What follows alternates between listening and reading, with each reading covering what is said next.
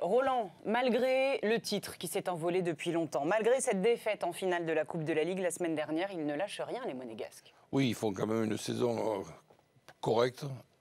Et d'ailleurs, Lopez, je trouve qu'il ressemble de plus en plus à Bernardo Silva, gaucher, qui joue côté droit.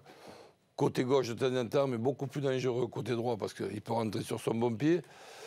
Donc ça reste quand même une équipe de très haut niveau. Et de tous les départs qu'il y a pu y avoir, je pense que celui qui n'a pas été remplacé et qui a en même temps renforcé Paris Saint-Germain, ce qui fait la différence, c'est Mbappé. Donc un Mbappé à nouveau cette année dans l'équipe de Monaco sans être dans l'équipe de Paris Saint-Germain, je crois que le Paris Saint-Germain n'aurait pas eu autant de points de différence et il y aurait eu peut-être, comme on dit, un mano-mano.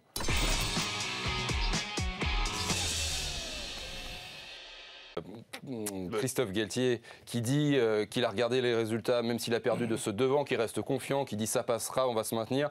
C'est bien d'avoir un entraîneur qui... ça fait plaisir de revoir Christophe en train de parler, et même avec un petit peu le sourire. Ces derniers temps, on le voyait muet, il a battu le record de réponse à une question, je crois 19 secondes avant de répondre. C'est pas facile.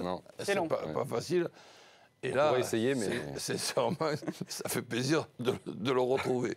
C'est important qu'il ait la confiance, parce que c'est vrai que, voilà, comme tu le dis, Roland, il a un peu le sourire, il dit on va se maintenir. C'est bien ou il se voile un petit peu la face quand même? Non, mais déjà dans des situations comme ça, que bon, j'ai la prétention de connaître un peu quand même, il faut déjà avoir la confiance en soi-même pour pouvoir la communiquer aux autres. Donc là, c'est bon. Et là, sur ces derniers temps, on ne le reconnaissait même plus. Donc là, tu retrouves ton Christophe Galtier, quoi. Là, oui. Là, il sourit, il est bavard, ça va. Il est à nouveau présent. Et à part sourire, qu'est-ce qu'il peut faire, Christophe Galtier, pour redresser la barre? Plaisanterie mise à part, la situation elle est vraiment compliquée parce que c'est le chien qui se mord la queue. Même quand tu as des périodes un peu meilleures. Hier, il y a l'ouverture du score. Dans un match, on sait très bien que l'ouverture du score est importante contre un Bordeaux qui n'est pas fringant non plus. Et ce Bordeaux pas fringant arrive quand même à réussir de mettre 2 buts en 3 minutes juste avant la mi-temps, ce qui est la pire des choses sur le plan psychologique, de rentrer au vestiaire avec 2 bosses sur la tête. On le voit aussi dans la nervosité. L'un des meilleurs joueurs de Lille se fait expulser. Donc, il a manqué dans le match d'hier et il manquera dans le prochain match. Non, c'est sûr que la situation, elle est très compliquée. Mais vu que cette année, il y a le match de barrage ou les matchs de barrage...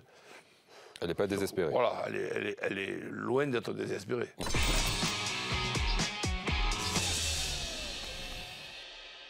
Manchester est bleu, City est champion d'Angleterre. C'est vrai que c'est ce qu'on pensait tous après le 2e but. Roland, qui aurait mis 1 euro sur une remontada de Manchester United? Est-ce que City... Mais voilà, et encore.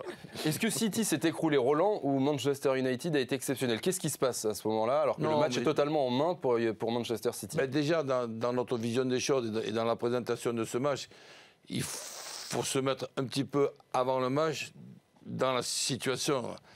Ce match-là, il n'est pas pareil pour Manchester City. Manchester City, que ce soit dans ce match-là, à la fin de ce match-là, ou dans quelques jours, ils sont champions. Alors oui, ok, on peut fêter le titre de champion contre son rival, ennemi, Manchester, ok, mais le souci numéro 1 de Manchester City, c'est d'avoir perdu 3-0 contre Liverpool et d'avoir 3 petites journées seulement pour préparer le match retour et cette fameuse, pourquoi pas, remontada. Donc Manchester United, eux, sont dans une année pénible où ils ont été éliminés contre Séville. Eux, ils n'ont pas de remontada à faire.